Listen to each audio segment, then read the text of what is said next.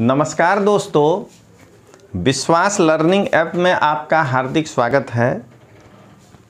भारत के संवैधानिक विकास अध्याय का 7 भागों में लेक्चर लेने के बाद अब हम लोग पहुंचे हैं कि यूपीएससी और या आईएएस वो इसलिए लगाए हैं कि कुछ लड़के यूपीएससी समझते हैं, कुछ आईएएस समझते हैं कि जो प्रारंभिक परीक्षा है उसमें इस अध्याय से जो प्रश्न पूछे गए हैं उसका उत्तर क्या होना चाहिए, ऑब्जेक्टिव, या जो मैं पढ़ाया हूं उससे आप आंसर कर पा रहे हैं कि नहीं।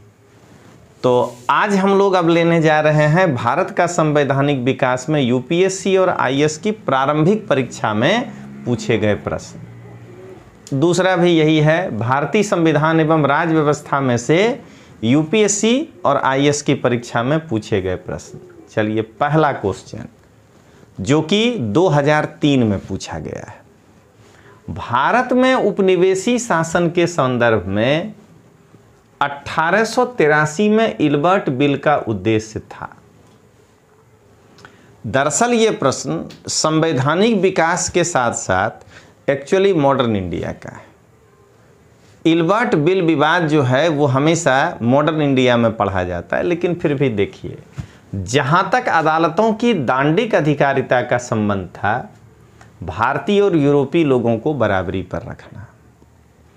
जब आप पढ़िएगा इल्बर्ट बिल विवाद तो आप इस पर पढ़िएगा कि इसी पर लॉर्ड रिपन को इस्तीफा देना पड़ा था, क्योंकि इस बिल में यही था कि भारतीय जज जो हैं वो यूरोपियनों का भी केस देखेंगे अगर उस अदालत में उनकी नियुक्ति की जाती है तो, और वो भारतीयों को भी देखेंगे।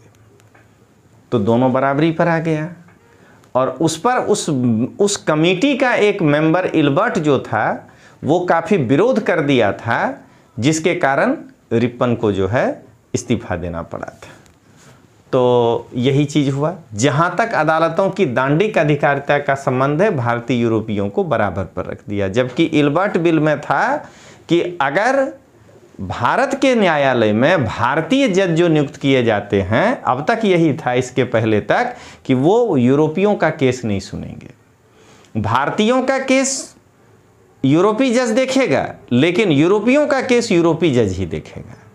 और इस बिल में किया गया कि नहीं, ये जज भी उनका केस देख सकता है। देश प्रेम की स्वतंत्रता पर अब ऐसे पढ़ने का कोई मतलब नहीं है, लेकिन पढ़ के सुना देते हैं। कड़ा अंकुश लगाना, क्योंकि उसे उपनिवेशी शासकों का विरोधी समझा जाता था। प्रशासनिक सेवा परीक्षाएं भारत में करवाना ताकि देसी भारतीयों को उसमें बैठने के लिए प्रोत्साहित किया जा सके। और शस्त्र एक्ट में संशोधन कर देसी भारतीयों को शस्त्र रखने की अनुमति दी जाए। डी तो किसी हाल में नहीं होगा। भारतीयों को शस्त्र रखने का अनुमति दे देगा, ये सवाल ही नहीं उठता है। तो ये होगा ही नहीं।